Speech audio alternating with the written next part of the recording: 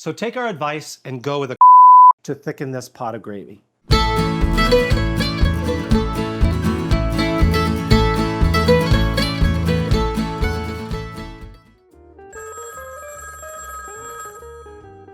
this is Greg. I cook turkey for Thanksgiving, I cook it for Christmas, and I always have the same couple of problems. And it's mostly with the gravy.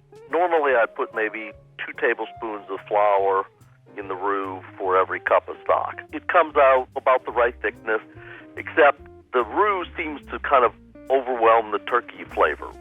I'm not really sure how you find the balance. Thank you for the question, Greg. Making gravy can be a little tricky and a little hair-raising on Thanksgiving Day.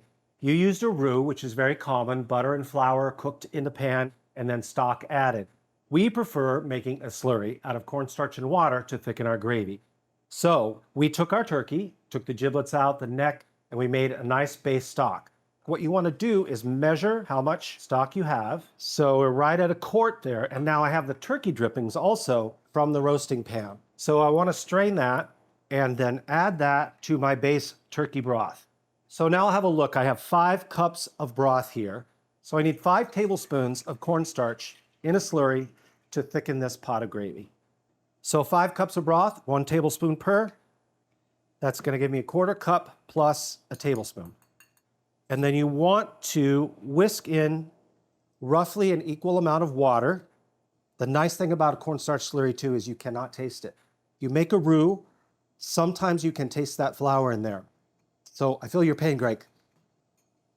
Okay, so once this is at a simmer, I'm going to take my slurry and then whisk it in.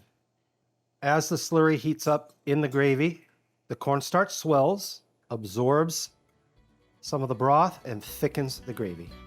The thing about this kind of gravy with a cornstarch slurry, it's going to thicken up a little more as it cools.